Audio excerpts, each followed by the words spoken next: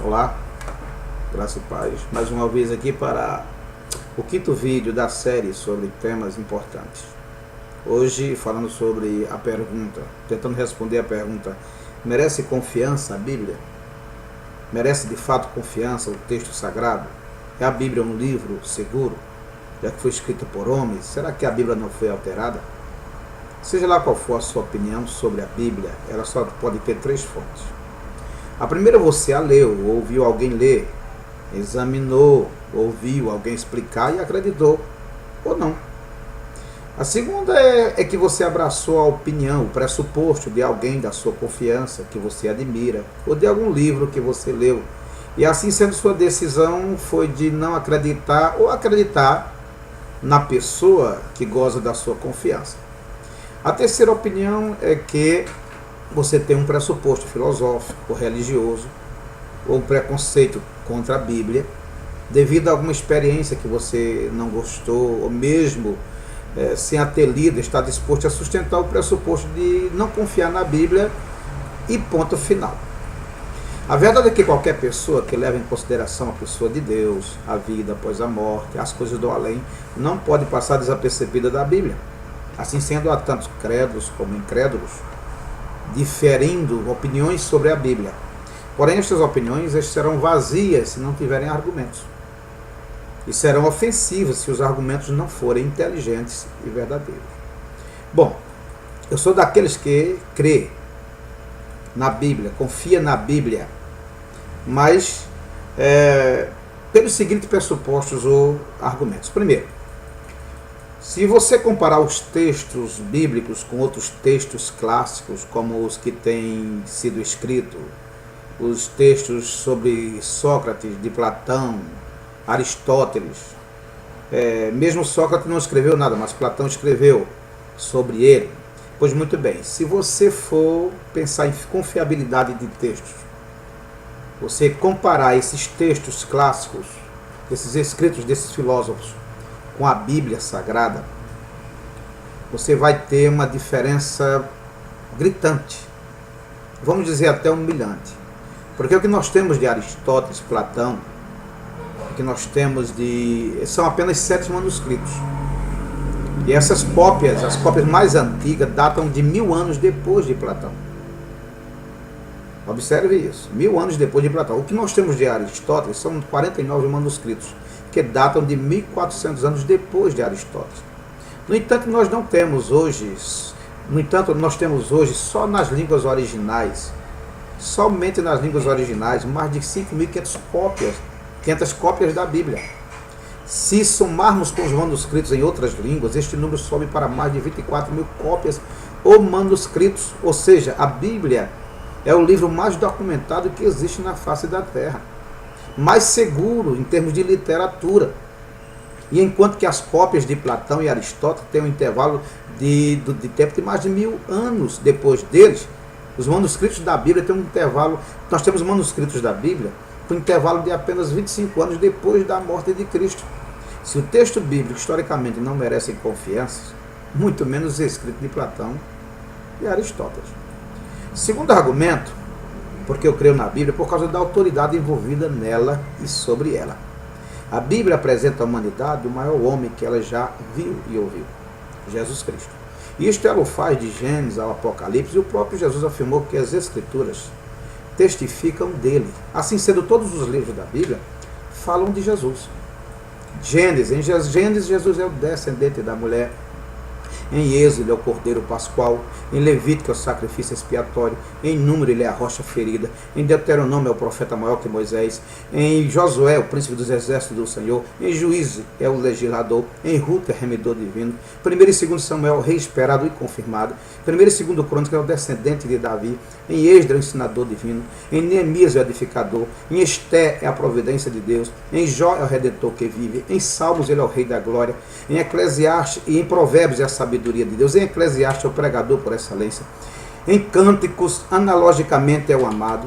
Em Isaías é o servo do Senhor, em Jeremias é o Senhor dos exércitos, Ezequiel, ele é o Senhor, em Daniel é o quarto homem da fornalha, nos profetas menores ele é o esposo, o Deus de fogo, o Salvador e Senhor, o puro de olhos, o renovo. Nos evangelhos, em Mateus ele é o rei, em Marcos é o servo poderoso, em Lucas é o filho do homem, em João é o filho de Deus, em Atos é o Cristo ressurreto, em Romanos é o justificador, em 1 e 2 Coríntios o Cristo crucificado, em Gálatas justiça nossa, Efésios cabeça da igreja, Filipenses ele é o viver, Colossenses é o homem perfeito, 1 e 2 Tessalonicenses é o Senhor que virá buscar a igreja, em Filemon é o doador do bem, em Hebreus é o sumo sacerdote eterno, em 1 e 2 Pedro é o sumo pastor, nas cartas de João é nosso Senhor, nosso pastor, nosso advogado, em Judas é o nosso único dominador e Senhor, em Apocalipse ele é o alfa e o ômega. Jesus é o tema central de toda a Bíblia. Negar a Bíblia é ser indiferente com Jesus. O que marcou o mundo, a história, como ninguém. Pode não crer, você pode não crer em Jesus, se importar com Jesus, mas tem que dizer sobre alguma coisa. Se você quiser dizer alguma coisa sobre a história, tem que dizer antes ou depois de Jesus. Você tirar a Bíblia da história, tirar Jesus. Imagine o mundo hoje sem a Bíblia. Nós não sabíamos nada de Jesus Cristo, nada do que ele fez, nada do que ele ensinou, o homem mais importante do mundo. Logo, sem a Bíblia, significa um mundo sem Jesus. De todos os livros religiosos, só a Bíblia Sagrada dá informação precisa sobre a pessoa de Jesus Cristo. Ele nos informa sobre todos os homens, o maior de todos os homens que já existiu na face da terra. Um outro argumento sobre o que eu creio na Bíblia, por causa da reivindicação que a Bíblia faz dela mesma e a coerência com que ela postula.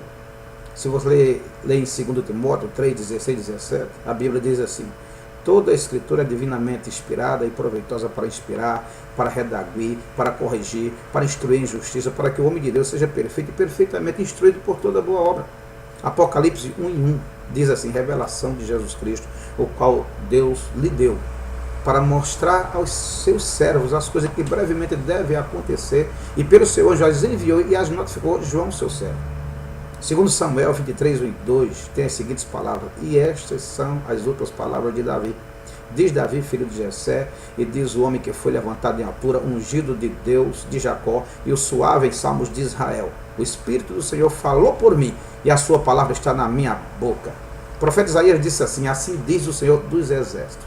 Ou seja, a Bíblia reivindica ser a palavra de Deus. É verdade ou mentira? Você acredita ou não, mas como saber? Seria irracional Deus querer se revelar? Não. Sua revelação é a necessidade a nós ignorantes, impotentes diante dele. Ensina alguma coisa ruim a Bíblia, por acaso? Você já leu os preceitos morais da Bíblia? A quem discorde delas? Toda a mensagem da Bíblia está em volta à pessoa de Deus. Deus é Senhor do universo, Ele deu a terra aos homens, Deus é bom, mas também é justo, Deus que começou a história e vai dar o término, Deus por amor enviou seu Filho para salvar o pecador, e todo pecador que confiar nele será salvo. Há alguma coisa ruim nisso? A Bíblia expressa o maior ato de amor jamais praticado, ou seja, o justo Filho de Deus, porque amor de tal maneira veio ao mundo morrer pelos pecadores, já que eles não têm como pagar, ele pagou a justiça de Deus, e agora pode perdoá-los. Tem alguma coisa errada nisso? Tem alguma coisa ensinada na Bíblia que seja incoerente com a perfeição e a bondade de Deus? Porque ela não seria a palavra de Deus. Os escritores da Bíblia, que são em número de 40, quando tratavam das coisas sobrenaturais, leis e mandamentos, diziam seres vindas de Deus. Só há duas possibilidades: eles estavam falando a verdade ou mentindo. Mas por que mentiriam? Os escritores dos evangelhos se escreveram o que Jesus disse, o que Jesus fez, o que Jesus ensinou. Por que não confiar neles? Eles morreram por causa desses escritos, por causa dessas verdades. Alguém morreria por uma mentira? Pois muito bem. A quarta causa, porque eu creio que a Bíblia é a revelação de Deus, é por causa das suas informações precisas sobre coisas que somente centenas de anos a ciência descobriria. Por exemplo, em Isaías 40, 22, está nos informando a forma da terra. Diz assim o texto: ele é o que está assentado sobre o círculo da terra. Nos tempos do profeta Isaías, a opinião geral era que a terra era plana. Somente depois de 200 anos, de Isaías, é que os homens começaram a pensar, alguns gregos, ter a ideia de que a terra era provavelmente esférica. E cerca de 300 anos depois, um agrônomo grego calculou o raio aproximado da Terra. Contudo, somente no século XX é que o homem chegou ao espaço sideral e à Lua, obtendo assim a visão clara do círculo do horizonte da Terra. Você sabia que o Deus dos israelitas ordenou que cada soldado que fosse à guerra teria que levar uma pá para enterrar os excrementos? E por quê? Somente Pasteur, agora no século XIX, descobriu, por causa dos micróbios. Os outros exércitos não tinham essa informação e muitos dos seus soldados morriam de infecção. Você sabia que a Bíblia fala de uma nação que queria voltar a viver depois de deixar de existir? Israel, depois de 19 séculos, voltou a ser nação. Coisa que até muitos estudiosos da Bíblia, na Idade Média, não acreditavam. Você sabia que a Bíblia já dizia que o homem iria matar a própria terra se Deus não interferir? Hoje a ciência comprova que se continuarmos como estamos, agredindo a natureza, talvez a terra não chegue a mais de 100 anos. Agora, como é que homens que não eram cientistas escreveram estas coisas? Só há uma resposta. Se uma mente de no mínimo 1500 anos estivesse por trás desses escritores. Esta mente não tem 1500 anos, ela é eterna. É a mente de Deus. Porque a Bíblia é o único livro também que tem lógica. Isso é um outro argumento. Que tem uma história lógica, racional sobre a vida no porvir. A Bíblia é o único livro que gera confiança nos seus credos sobre a vida após a morte. Ela ensina um lugar de descanso e de espera para os que depositaram sua confiança no Salvador Jesus Cristo após a morte. E ela ensina um lugar penoso, sofrido para todos quantos cometeram pecados e não confiaram no Salvador, o Filho de Deus, que graciosamente desceu dos céus por amor, sofreu por nossos pecados por amor, morreu por amor e ressuscitou por amor e declarou que todos que nele confiassem teriam a vida eterna. Há alguma coisa errada nisto? Nesta informação? Qual o problema de alguém pagar o débito, a ofensa de um amigo para poder salvá-lo da penalidade, da condenação, de seu erro? Mas o que dizer daqueles que ignoram, rejeitam o benefício amoroso de um amigo? Irão arcar com as consequências. Acredito que a Bíblia é a palavra de Deus porque ela é viva. Ela é o único livro vivo. Ela tem vontade própria. Ela pode ser a revelação de Deus. E por ser a revelação de Deus, e por isso mesmo, ela muda as vidas de quem nela confia. Ela mudou a minha e de milhões de pessoas. Ela tem mudado vidas de ladrões, assassinos, mentirosos, corruptos, prostitutas, adúlteros. Têm sido salvos de seus pecados e se tornado homens de bem. Você pode não gostar da Bíblia, nem dos pregadores da Bíblia, nem mesmo dos seguidores da Bíblia. Mas me responda, que ameaça eles representam para a sua vida? O que você acha de um país onde seus patriotas seguissem a Bíblia completamente? E se seguissem, iriam amar a Deus sobre todas as coisas e o próximo como a si mesmo. Olha as igrejas que têm a Bíblia como regra de fé e prática. Se depender deste povo genuinamente cristão, você pode dormir com as portas abertas. Se depender deles, você nunca será assaltado. Se dependesse dos verdadeiros cristãos, não existiam penitenciárias, casas de recuperação de drogados, porque a Bíblia nos ensina a amar o próximo, amar a Deus, ajudar os outros e a viver em paz e em segurança. Mas e os outros livros sagrados? Não ensinam isto? Não.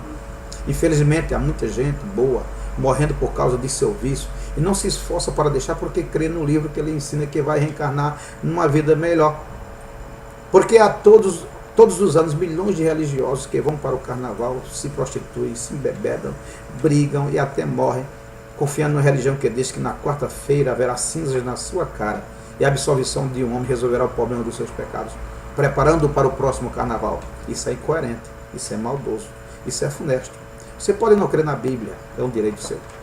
Mas se o maior homem que já nasceu nesta terra estiver certo, você não crê na Bíblia, está cometendo um erro fatal.